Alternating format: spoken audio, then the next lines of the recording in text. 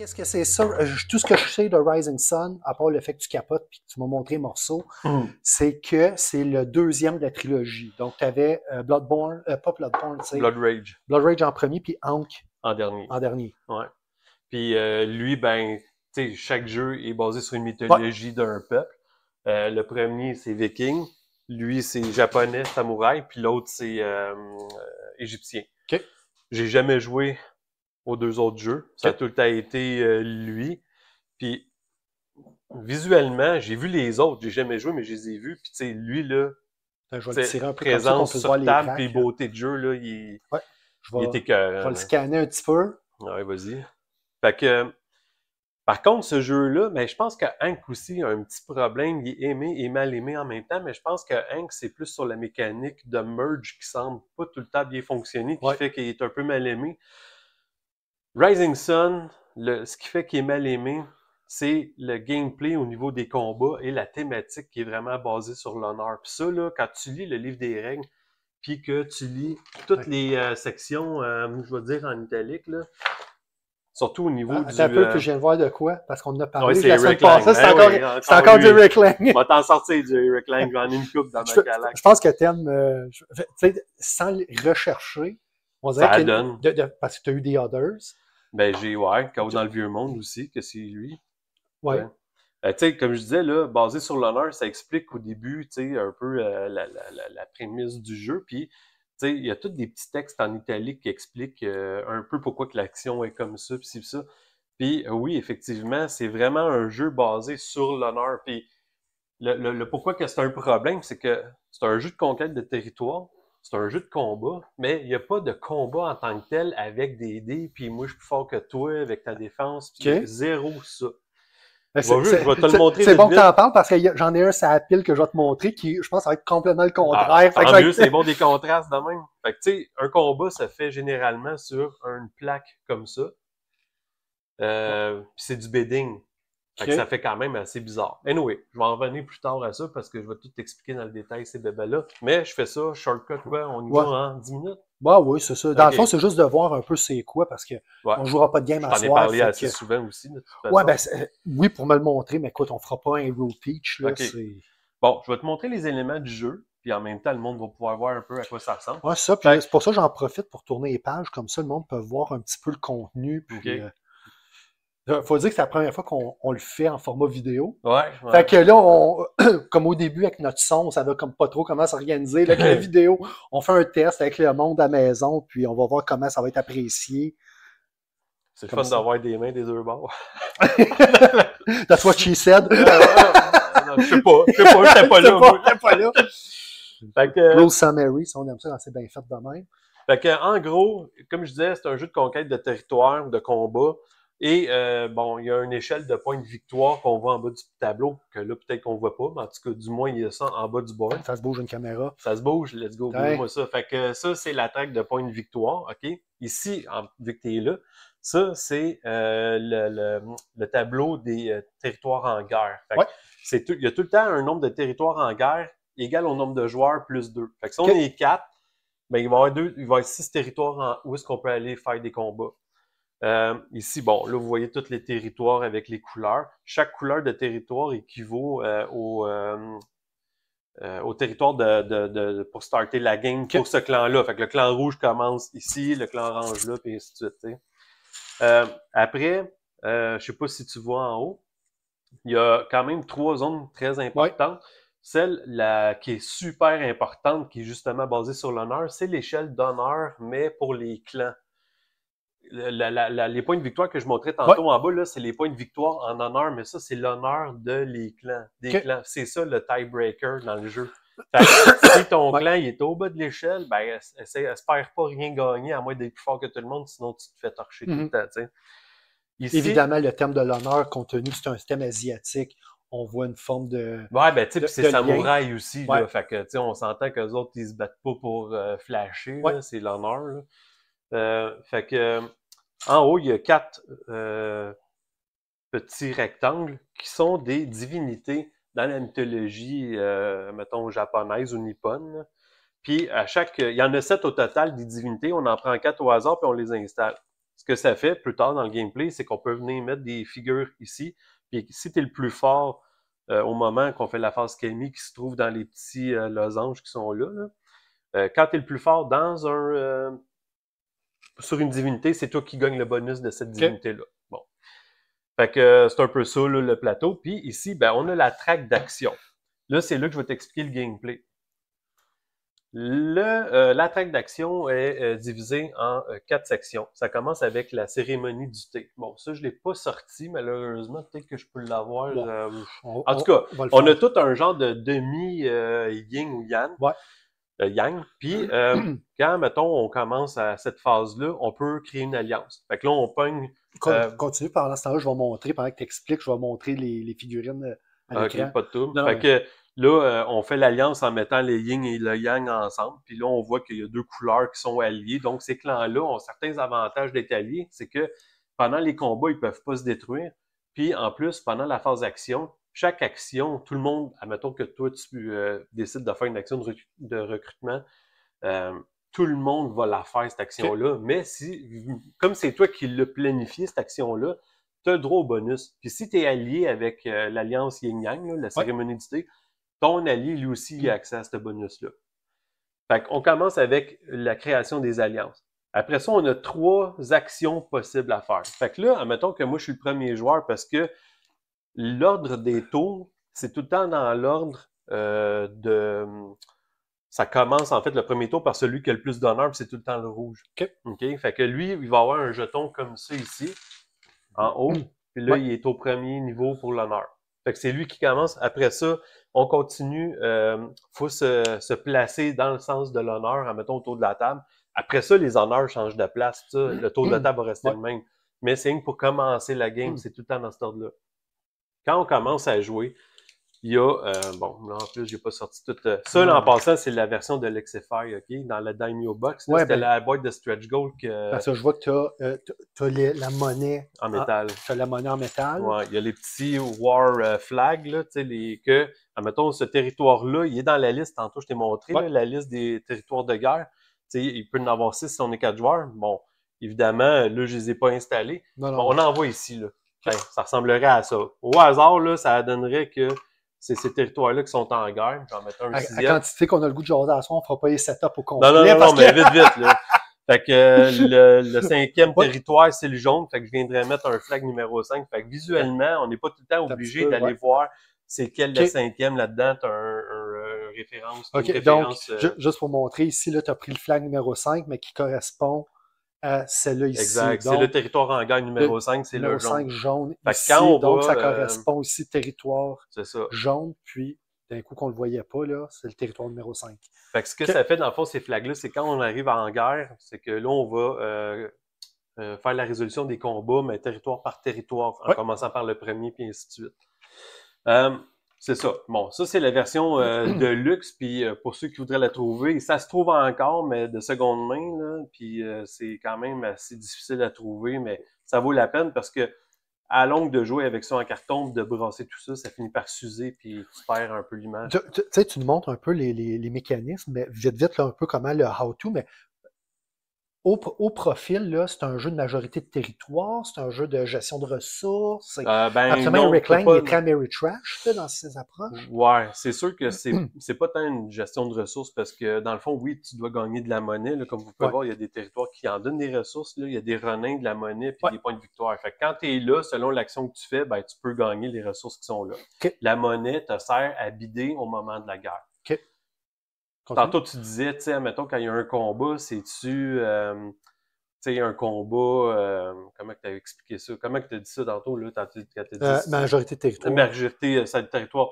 Tu peux ne pas être majoritaire puis gagner la guerre dans ce terrain-là, pareil, parce que justement, là, un combat dans un territoire se fait par bidding, puis tu bides sur des actions. Une guerre dans un territoire va nécessairement se passer par cette action-là en premier, et ainsi de suite. Après ça, tu as le War Outcome, là, le combat final. Puis tu as une dernière action sur laquelle on peut bidder. Celui qui gagne le bidding peut faire l'action. Fait que, dans le fond, ça, mine de rien, c'en est une des mécanismes là, de bidding, là, c'en est une des structures de ce jeu-là. Oui, ben c'est le cœur de ce jeu-là, parce que dans le fond, c'est un cœur de bidding. Tu peux juste gagner un territoire si tu fais du bidding. C'est sûr que si tu es seul sur un territoire en guerre, tu gagnes le War Token, parce que c'est ça qui te donne des points de victoire en fin de game. Et puis, je fais une parenthèse, on m'avait déjà glissé après qu'on ait fait 1 ou 2 shows.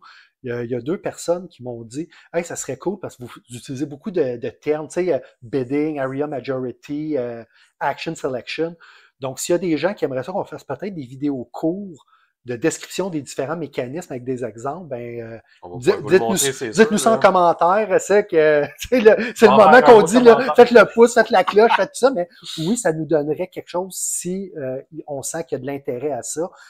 Je pense, moi, les dernières vidéos que j'ai vues de ça, ça date d'après 8 ans, là, puis c'est en anglais. Donc, s'il y a des gens qui seraient intéressés à rentrer dans l'AB et de connaître un peu plus les mécanismes, dites-le nous, ça va nous donner une idée de contenu supplémentaire. Excuse Martin, mais je trouvais que on parlait de bidding, on parlait d'Area Majority, puis je réalisais qu'on était beaucoup dans le vocabulaire. Oui, c'est sûr. Ben, là-dedans, il y en a quand même pas mal, là, tu sais. Ouais.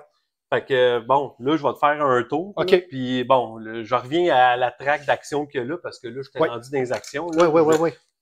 Parce que dans le fond, j'ai beau dire que le cœur du jeu, c'est le combat, il faut quand même faire des actions. Puis la guerre, elle se passe en dernier. Je sais pas si on le voit sur la track, mais c'est là. Mais il y a tout ça à faire avant. Fait que quand c'est à ton tour de jouer, il y a une pile de 10 actions qui est brassée, elle est là. Toi, tu en prends 4, tu checkes laquelle tu veux faire, tu la mets là, puis tout le monde la fait. Il y a une action, en fait, il y a 2 actions dans le lot que c'est toi qui commences par la faire, qui est l'action Train. L'action Train, ce qu'elle fait, c'est qu'elle te permet d'aller acheter un monstre ou une carte, en fait, parce que le jeu, il joue sur 3 saisons. Les monstres, c'est-tu le rack avec les verres ou c'est là-dedans? Non, mais ça en est un, ça. OK. Celui que tu as montré tantôt, là. Fait que ça, quand, mettons, il y a 3 saisons. Il y a printemps, été, automne. On commence avec le printemps. Au printemps, il y a certaines cartes qui sont sur la table. Puis avec l'action Train, tu peux aller acheter une carte de cette saison-là. Tu peux acheter des monstres, tu peux acheter des cartes qui vont augmenter les capacités de ton clan. Il y a des cartes qui vont te donner des ressources. Il y en a qui vont te donner des points de victoire en fin de game. Fait que tu choisis ce que tu veux selon le cash que tu as. Fait que dans le fond, c'est une des actions, ça, que quand tu la joues, tu es le premier à jouer. Parce qu'il faut que tu aies l'avantage de l'action que tu fais. L'autre action que c'est toi qui l'as fait seulement, par contre, ah oui, c'est vrai, je voulais dire. L'action Train, même si c'est moi qui l'ai fait en premier, tout le monde peut faire cette action-là après. Essentiellement, ce qu'on va faire, la ligne des actions que tout le monde va pouvoir embarquer, mais à un moment donné, il y a toi qui vas en définir un, moi qui vais en définir un. Oui, ben c'est ça. Je vais en emmener après avec le reste, mais ce que j'essaie juste de dire que mettons, moi, comme c'est moi qui ai joué l'action, j'ai le bonus de cette action-là qui fait que ma carte va me coûter 1 de moins. Si j'ai un allié, je parle de 1, il va me coûter 1 sou de moins parce qu'il y a un coût monétaire aux cartes. Si j'ai un allié, lui aussi va profiter de cet avantage-là qui est de payer 1 sou de moins pour sa carte. Ça, c'est l'action de traîtrise. Quand tu as une alliance, tu peux la briser. Puis même si tu n'as pas d'alliance, tu peux le jouer, cette action-là, ce token-là. Parce que ce que ça fait quand tu la joues, c'est que tu prends 2 figurines ennemies. Ben, en fait, tu dois choisir 2 figurines, mais d'ennemis différents. Un à toi, un à un autre. Puis je dois les swapper avec mes figurines à moi. Si tu as une alliance, tu la brises, et c'est là que ça coûte cher, c'est que tu descends d'un honneur, parce que tu as brisé une alliance, donc tu perds de l'honneur. Là, si tu as des combats plus tard contre cette personne-là, puis que lui il est rendu en haut à l'échelle, s'il y a un tie, ben c'est lui qui gagne le tiebreaker. Fait que là tu as fait un mauvais move de faire ça. C'est très, faut que ce soit bien calculé de le faire. Recrutement, évidemment, c'est facile. On amène une figurine. Partout où on a un stronghold, puis là, ça, on le voit pas. Ah, il y en a ici. Ben, ça, c'est justement sur la version de Luxify. On va en profiter pour en montrer des figurines. Ben, j'ai les mis là parce que je vais les montrer après pour vous expliquer c'est quoi. C'est bon. Fait que ça, c'est les petites forteresses qu'on est capable de se bâtir dans le jeu. Puis partout où on en a une, on peut recruter une figurine là. Quand tu as le bonus, si c'est toi qui installes là-dessus l'action, tu as le bonus de mettre une deuxième figurine à quelque part. En fait, je veux dire, sur un des strongholds que tu as déjà mis une figurine, tu peux en mettre une de plus. Puis ton alliance, ben, fait qu'il peut faire ça aussi. Après ça, Harvest, ça, c'est l'action d'aller chercher justement partout ce que tu es le plus fort dans les territoires, tu peux venir chercher les ressources du territoire. Fait que ici, c'est des points de victoire, ça c'est de l'argent, ça c'est un renin. Les renins vont servir au combat. Puis il en reste un, qui est le Marshal. Les renins? Les renins, c'est des mercenaires que tu engages pour comme des renforcer. Ronin-Chou? Ronin-Chou, ouais, ben, je sais pas. Il était pas mal en gogoune, nu-pied, je sais pas trop, là. En 2x4, avec une ficelle entre les orteils. Fait que ça, c'est Marshal qui permet de bouger tes unités d'un territoire à l'autre. Puis, une fois que tu as bougé tes unités, tu peux aussi construire une forteresse comme action secondaire. Comme bonus, en fait. C'est un peu ça, les actions. Donc, comme tu disais, si c'est moi qui commence le jeu, je prends une action, je la mets là, tout le monde l'a fait. Quand c'est, mettons, à ton tour, tu prends les 4 prochaines actions qu'il y avait dans la pile, tu en choisis une, tu la mets là, ainsi de suite. Quand on arrive à la phase Camille, c'est là qu'avec la phase recrue, puis c'est là que je veux montrer c'est quoi les figurines. Ça, c'est un Bushi. C'est la figurine de base. C'est elle qu'on a le plus dans nos clans. C'est les guerriers là, sur le terrain. Okay? Eux, toutes les figurines, ils ont 1 de force. Même les monstres, ils ont 1 de force, à moins que ce soit spécifié sur une carte que, mettons, il y a 3 de force. Fait que ça, c'est le Bushi. Ça, c'est le Shinto. Il y a une base blanche. Le Shinto, il est pareil comme le Bushi. La seule affaire qu'il y a, c'est que quand on fait l'action recruter, au lieu de le mettre sur un territoire, on peut venir le mettre sur un kami en haut du board. Ce que ça fait, c'est que c'est comme si c'était les saints au niveau des guerriers, puis ils vont monter en pèlerinage les montagnes pour aller implorer les divinités. Puis là, en étant là, si c'est lui le plus fort, à la phase Kami qui est ici, il va gagner 2 renins pour les combats à venir. Puis, il y a le Daimyo. Le Daimyo, c'est le plus sage des combattants. Il y a 1 de force aussi. Par contre, Daimyo, c'est comme le... Il y a eu un jeu qui s'appelle Daimyo. Aussi que ça ressemblait justement à des samouraïs, mais fait avec des casques de baseball. Puis des... Fait que c'est ceux-là, en fait, il y a aussi 1 de force, mais ils peuvent pas être pris en otage dans les combats. Puis ils peuvent pas être soumis aux effets des cartes qui viennent affecter les figurines. Mais ils peuvent mourir au combat s'ils perdent un combat sur un territoire. Fait que c'est les 3 figurines qu'il y a. Après ça, bon, il y a la phase Kami, on continue à faire des actions. Une autre phase Kami, 2 actions, une autre phase Kami, puis là, on tombe en guerre. Comment que ça marche quand on tombe en guerre? C'est qu'on commence par le territoire numéro 1. On regarde s'il y a 2 factions qui sont différentes sur le territoire. Ouais. Si oui, là, ils tombent en guerre, puis ils vont se battre avec ce plateau-là. Et c'est là que le bidding rentre en ligne de compte. Au début du jeu, au début de la guerre, en fait, on est obligé de montrer l'argent qu'on possède et les renins qu'on possède. Parce qu'après ça, une fois qu'on a montré aux gens qu'est-ce qu'on avait, on met un petit paravent ici, puis là, on s'en vient bider avec notre argent. Quelle action de la guerre on veut gagner? T'sais, comme là, je sais pas, moi, j'avais 10 piastres. Mettons, là, pour les gens, là, ils verront pas ce que tu fais si on se met comme ça. OK. Ben, attends, on va faire une joke, Plouc, j'ai rien misé parce que tu as le droit de rien miser. OK. Admettons que, puis je vais dire pourquoi que c'est important de faire ça aussi, c'est que si tu perds la guerre dans un territoire, l'argent que ton ennemi a pris pour miser, il t'adonne. OK. Fait que si je sais que j'ai une guerre là, j'en ai une là après, puis que je sais que c'est très important que je le gagne, ben ce que je vais faire, c'est que je vais rien miser pour perdre lui. Ouais. Je vais gagner le cash de celui qui m'a battu, puis je vais le mixer avec ça pour avoir plus d'argent.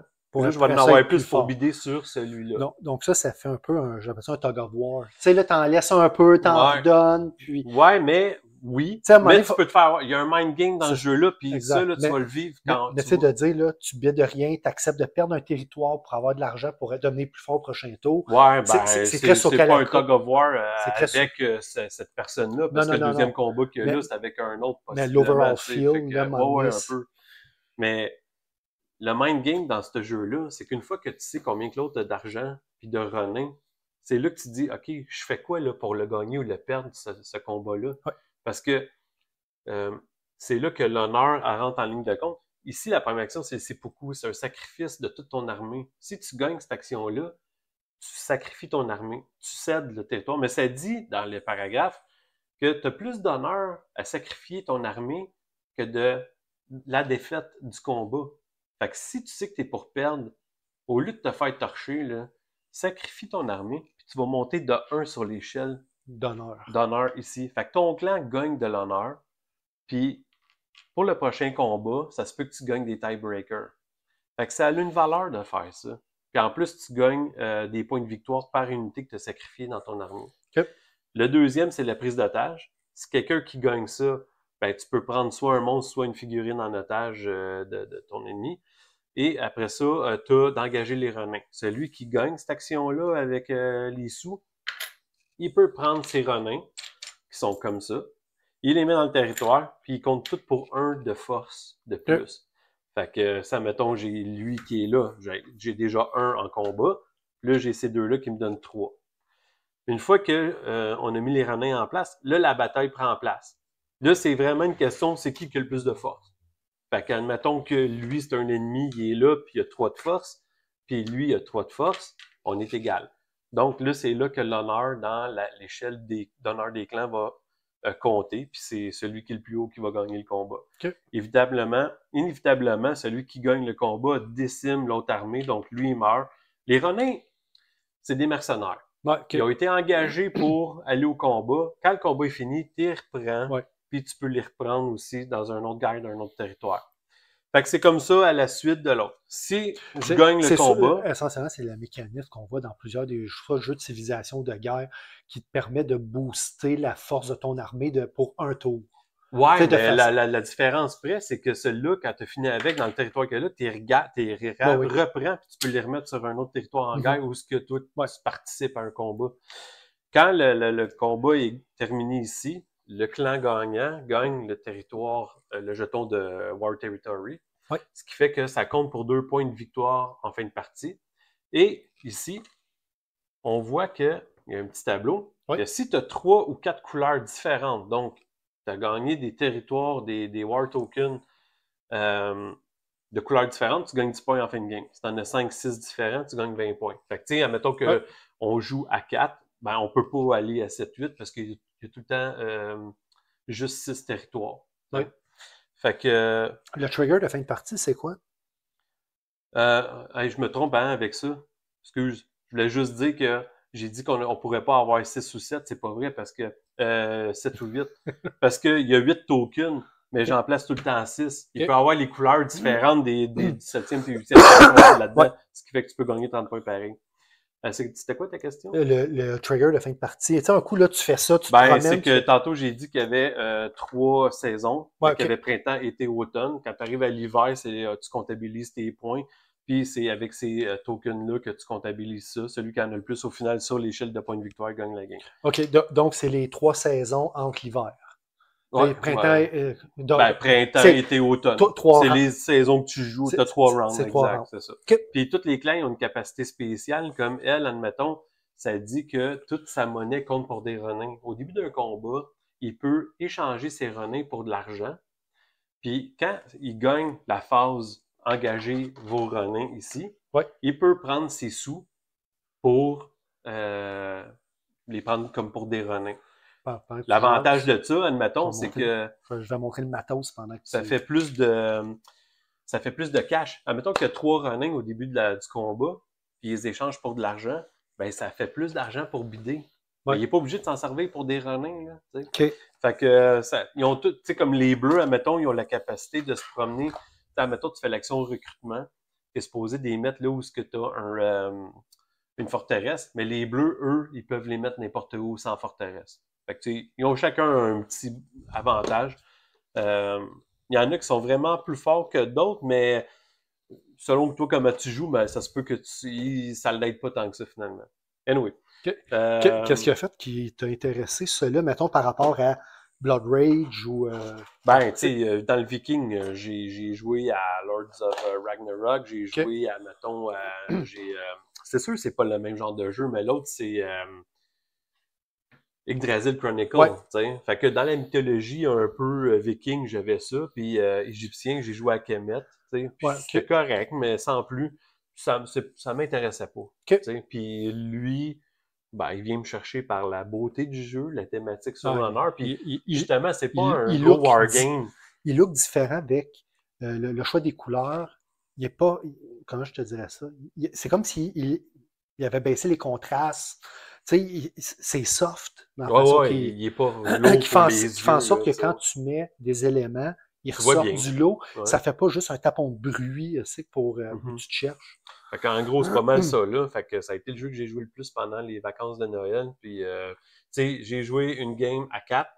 j'ai joué une game aussi à 2, mais tu peux pas jouer, c'est 3 minimum, mais on a joué chacun 2 factions. Puis encore là, on s'était entendu qu'on créait aucune alliance entre nos 2 factions et que autant un tour à un que l'autre, on n'avantageait pas. Si le meilleur tour semblait favoriser une de tes 2 factions, ben ainsi va la vie. Ben oui, mais tu sais, on évitait ça, là, tu sais. Puis ça a été comment, tu sais, on a joué ensemble à Nemesis, où on essayait de jouer 2 bonhommes en même temps, puis veut pas un moment donné, ça va être un semi-coop, on dirait que ça crée nécessairement, j'avais ça 2 petites équipes. Ben, je trouve, tu sais, quand je te l'avais dit pour Nemesis, le seul avantage qu'il y avait à faire ça, c'est que si je vais avoir les moteurs avec un bonhomme, j'ai pas besoin d'y retourner pour confirmer avec l'autre. Je le sais déjà. Comme dans Nemesis, si t'es fait se déplacer ensemble, ben ça t'évite de mettre du noise, puis tu sais, il y a des trucs de même. On peut s'avantager. Qui habituellement on ferait en semi-coop. Sauf que ça se tient mieux dans Nemesis, parce qu'ici, c'est un jeu de bidding, là. S'il y avait des territoires avec mes 2 factions en combat, je peux pas bider pour les 2, là. Tu sais, là, c'est comment je fais pour décider qu'est-ce qui est le plus avantageux pour un pour l'autre. Fait que c'est l'autre personne qui venait bider pour mon autre clan. Comme ça, je savais pas ce qu'il faisait. Puis moi, ben, je bidais pour mon bord. Pas fou. Puis là, ben, je vivais les conséquences de ça. Pas fou. Anyway, ça aurait pu être ça, ça aurait pu être un dé, ça aurait pu être... Ben, un dépôt. Ben, pour faire un choix aléatoire, disons que tu es rendu à un des tours, puis tu fais un sur 2, tu décides de faire un bid aléatoire. Là, ouais, ça marche pas, parce que dans le fond, tu sais, l'argent, là, il faut la gaspiller, tu sais. Parce que l'affaire qui arrive, c'est qu'à la fin d'un round, admettons que le printemps est fini, même si tu as 15$ dans tes poches, là, ben, tu jettes tout ça. Toutes tes runnings, tu retournes à la banque. Ton argent, tu le retournes à la banque.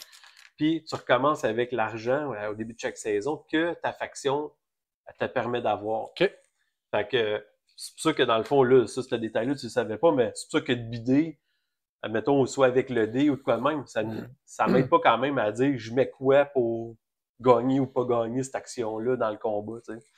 Fait que tu suggères ça à quel genre de gamer, ce jeu-là? C'est comme n'importe quoi, là. C'est toujours difficile d'entrer dedans, mais une fois que tu es dedans, ça reste super simple. Habituellement, les designs d'Eric Lang sont assez simples. Tu sais, il doit y avoir quoi, 10-12 pages de règlement là-dedans?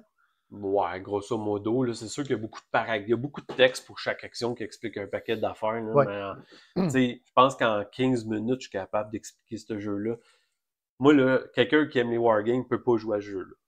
En partant, il va être déçu parce que ce n'est pas un jeu de combat, justement, de monter une armée puis de s'affronter avec un front, là. Non, c'est du bidding, là. Comment tu peux gagner un... Tu sais, ça marche pas.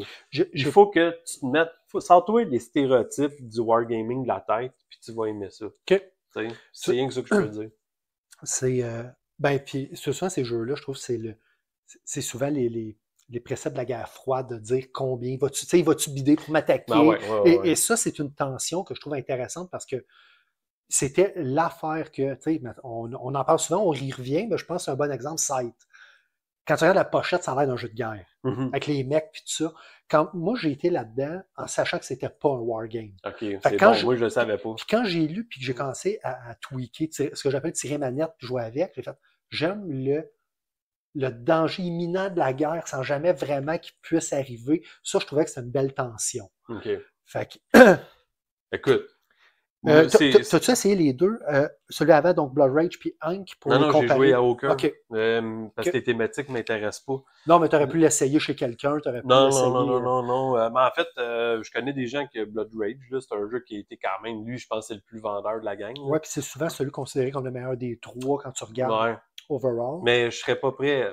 Tu sais, je l'ai pas joué, je peux pas dire ça, mais quand même, juste parce que lui, je l'aime dans son ensemble complet, ça va être difficile de dire que je pourrais aimer plus un autre que lui.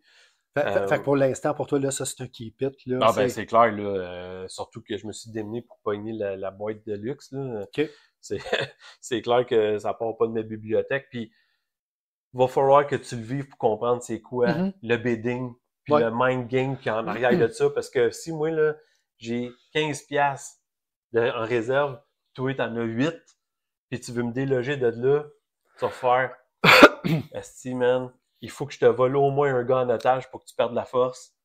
Puis là, je vais faire, ben oui, je sais que tu vas essayer de me pogner quelqu'un en otage, fait que moi, je vais miser plus que toi sur l'otage, mais peut-être que tu miseras pas sur l'otage. Tu sais, on va se regarder dans une même, hey, toi, mon sale, qu'est-ce que tu es en train de planifier? Puis moi, en plus, je suis tellement mauvais. Tu sais, je suis pas poker face, fait que les jeux de bidding, on dirait que c'est j'avise ma shot, là, par ma face, là. Je mets tout ça à l'otage, tu sais. Ben oui, c'est pas ça que tu fais, moi. Non. Je sais que c'est menteur. Ou je te pose une question. Là, qu'est-ce qui arrive encore? Ah ouais, combien faut que je mette dessus? Fait que, la deuxième game que j'ai joué à ça, là, ça a été la game la plus intense sur... Tu sais, quand Nemesis, on disait comment qu'on peut truster un autre joueur s'il dit, ah, tu sais, les moteurs sont corrects. On va vers la terre, tout ça. C'est sûr que là, on n'est pas coop, on est des ennemis, mais quand l'autre est en train de regarder qu'est-ce qui se passe à la map, puis elle dit, ouais, je suis sûr que tu vas faire ça, puis ça. Fait que là tu entends gling, gling, tu sais, elle joue avec sa pile de jetons, puis tu penses qu'elle en met à des places, puis là, t'es là. Ah, fuck, man. Donc ça, c'est ton analogie avec le wargaming, où c'est que il faut que tu planifies ton plan d'avance un peu. Tu sais, tu disais, c'est pas un wargamer, tu peux pas présenter ça en wargamer, mais de planifier, d'essayer de planifier tes ressources, comment tu vas faire tes déplacements, tes trucs. C'est un jeu très stratégique, parce qu'il faut pas oublier une chose.